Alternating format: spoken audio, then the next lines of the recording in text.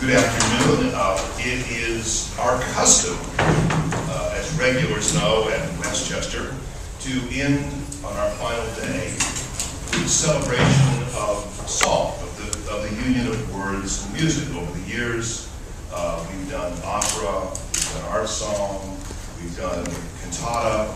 I'm delighted to see the composer Corey Lakeman, who we've had as one of our featured composers, is here. And this is because we believe that there is a fundamental relationship, a unity, a common root between poetry and song. Today, we have the honor, the pleasure, and the privilege of bringing Natalie Merchant to Westchester. I'm going to introduce her very briefly and rather subjectively, because I know the audience here today falls into 4 categories. People that fell in love with Natalie Merchant from 10,000 Maniacs. There's the people who fell in love with Natalie Merchant from her solo albums. There's the people who fell in love in the last few weeks from Leave Your Sleep. And in the 4th category are the people who fall in love with Natalie Merchant in the next 45 minutes.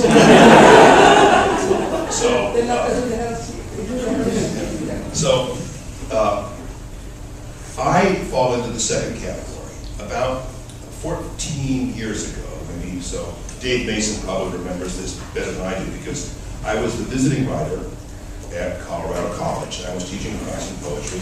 At that point, Dave was, trying to get a job there. I did my best to prevent it, but that never happened. And I asked my students, as one of the in the class, I said, I want each of you to bring me an album you love.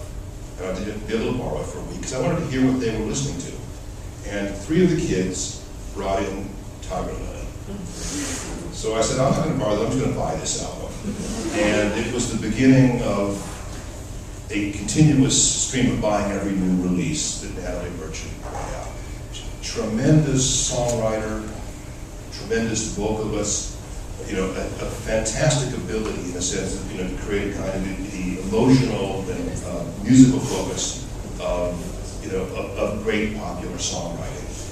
A couple of years ago, when I was running a small federal agency, we were lucky enough. We had created something that I think actually quite a few people in this room have been involved with in terms of judging and things like this, Poetry Out Loud. The National High School Poetry Recitation Contest. There's 325,000 kids who participate every year in competition. And for our national finals, we were able to get Natalie Merchant to perform a short concert, because she had been working on setting poems to music in basically popular idiom. We talked, and she had a drink or 2 in her, so I figured she was vulnerable, so I said, would you come to Westchester? And she couldn't think of an excuse quickly enough, and so we've been pursuing her ever since. Now, during this time, this project has turned into something which I think is truly remarkable. In fact, I think that this is a project which is unprecedented in the history of American popular music. And the history of American popular music is a pretty vast, rich, and remarkable tradition. Which is to say, there's been people like Joni Mitchell, Rena McKenna, to a certain degree Paul Simon, who've taken poems, set them to music, in some cases adapted them. But there's never been a popular musician, certainly not of Natalie Merchant's magnitude, who has, in a sense, created what I think is a kind of new pop genre, which is sort of the pop art song. If you think of the tradition of art song, where a composer takes a pre-existing poem, pre-existing poetic text, and creates a musical context to convey it in music. This project has grown, I think, from the time we first talked, from a single disc to a double disc. And it is something that is really quite remarkable. It also has to be about the most beautiful, set of notes and sort of CD case I've ever seen, with not only the texts of the poems, photographs of the poets who range from Charles Cosley and Ogden Nash, Cummings, and Goodyear, Sigourney, Hunt, that it's tremendous range. And so we are in ecstasy, my dear. And I say that as one Sicilian to another. To have you here and to be able to talk to you about the development and the creative process of this album. So, Mike, is there anything that you want to add to that? Well, I fall definitely into category one. And as we were walking over here, Natalie made a pronouncement that I was not allowed to stand next to her publicly. She says, I tower, I guess. Every poet in this room deals with the issue when she or he establishes a manuscript. How do I place these poems together? How do I put them in some kind of cohesive progression that will make sense to the reader? And, your album is pretty astonishing in terms of the range of poems that you've sent to music. I mean, for example, one of my favorites is in Mervyn Peake. I knew Mervyn Peake wrote poetry, but I didn't know that poem.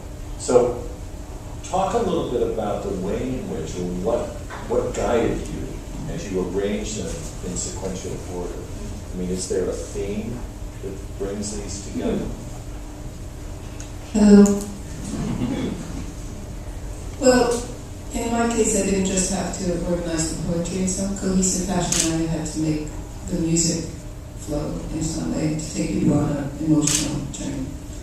And included in this album are probably, I don't know, if there's 26 songs, there's probably 20 different styles of music, ranging from Chinese classical music to Cajun, bluegrass, Dixieland, jazz, because I thought of myself as an illustrator of the poems with music.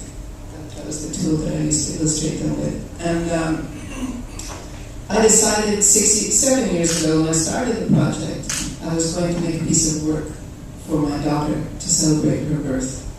And originally I thought I was just making a collection of lullabies and nursery rhymes put to music. But as she kept growing, the poetry became more sophisticated that I was introducing her to, and I also wanted to introduce her to the wide world of music that I loved. And so what began to emerge was a thematic work about childhood and about motherhood, which basically covers the experience of being human, emerging into the world as a human being. So it was a pretty broad theme. And I think I was really drawn to poems that had strong central characters in them. And then when I was arranging the record, I had kind of a conversation going on, and in my mind, kind of a drama going on between the characters. But that's just my private take on it. What was the first poem that you set to music in this way? And at that point, did you have any sense that this was going to lead to another setting? The first poem I put to music was the Christina Rossetti poem from Sing Song, which was her only collection of poems for children, and it's called Crying My Little One Foot Sore and Weary. And it's about maternal sacrifice. A woman, are you crying my little one foot sore and weary?